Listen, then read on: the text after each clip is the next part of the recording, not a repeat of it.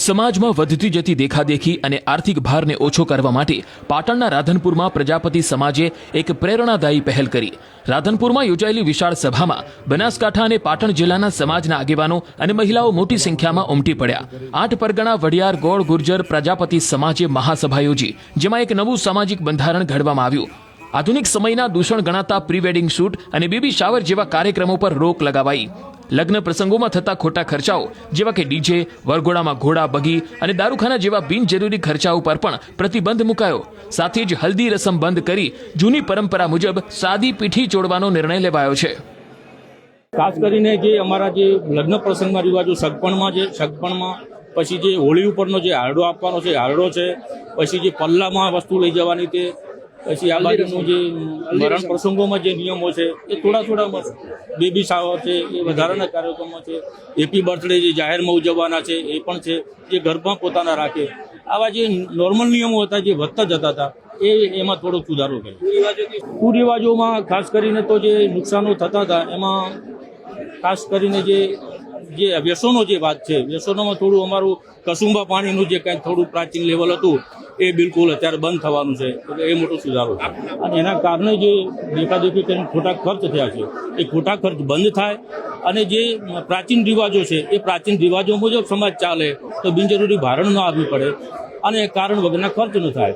આ જે બંધારણ ઘડ્યું એ સમાજના હિત માટે થઈ અને બધાને એવું લાગ્યું કે હવે જાગો પ્રજાપતિ સમાજ, બીજા સમાજોએ બધે બંધારણ ઘડ્યું તો આપણે તો શિક્ષિત સમાજ છે, થોડો ખંજુ સમાજ છે, ડાયો સમાજ છે, તો કુરિવાજોને મેલી અને વધારાના ખર્ચા દેખાડા, એ દેખાડવામાં બધું ખૂબ આર્થિક રીતે મધ્યમ વર્ગને ખૂબ નુકસાન પડે છે। એટલે બધાને સહમતિથી સર્વાનુમતે બધાને ખાતરીપૂર્વક અમે બંધારણ કર્યું છે। સમાજની ઉન્નતિ માટે લેવાયેલા આ કડક નિર્ણયોનું પાલન થાય તે માટે દંડની પણ જોગવાઈ કરવામાં આવી છે। જો કોઈ પણ વ્યક્તિ આ સામાજિક બંધારણનો ભંગ કરશે તો તેને 2000 થી લઈને 1 લાખ રૂપિયા સુધીનો દંડ થઈ શકે છે। આ બંધારણના અમલીકરણ માટે દરેક ગામે સમિતિઓની રચના કરવામાં આવશે। સમાજના આ ઐતિહાસિક નિર્ણયને ઉપસ્થિત તમામ લોકોએ અને ખાસ કરી મહિલાઓએ ઉમળકાભેર વધાવી લીધો છે। એમાં બંધારણના નિયમો ઘડાના પછી એના પાલન માટે કરીને દંડની જે જોગવાઈ કરી છે એ સગપણથી માંડી અને મરણ સુધીના તમામે તમામ જે પ્રસંગો છે એ સમાજ અંકુશમાં રહે, આ બંધારણ સારી રીતે પાલન થાય એટલા માટે ઓછામાં ઓછા 2000 થી કરીને વધુમાં વધુ 1 લાખ રૂપિયા સુધીના દંડની આપણે સમાજે જોગવાઈ કરી છે। અને એટલું નહીં, સમાજના વડીલોએ આ બંધારણનું સંપૂર્ણપણે પાલન કરવાની છૂટ આપી છે, એની સહમતિ આપી છે, એ બાબતનું અમને સંપૂર્ણ ગૌરવ છે।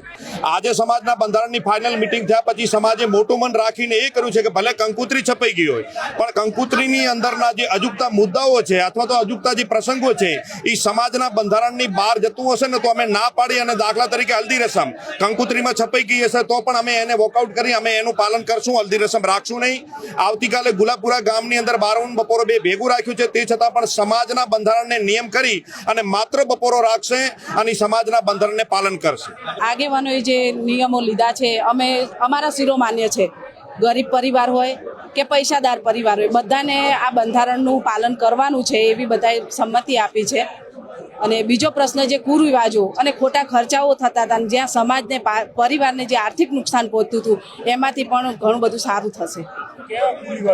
કુરિવાજો એટલે રિંગ સેરેમની છે, બેબી શાવર છે, પ્રી વેડિંગ છે, આ બધા જે હતું આ યોગ્ય નથી લાગતું એમ, અને એ બધું નાબૂદ કર્યું છે અમારા પરગણામાં આજના બંધારણમાં। સમાજે જે દંડ કર્યો છે એ પણ બધાને શિરોમાન્ય છે અને એના પછી પણ સમાજ પણ જો જે કોઈ કાર્યવાહી કરે અને જે નિર્ણય લે એ બધાએ માનવું પડશે અને એનું પાલન કરવું પડશે અને દરેક વ્યક્તિ પાલન એનું કરશે।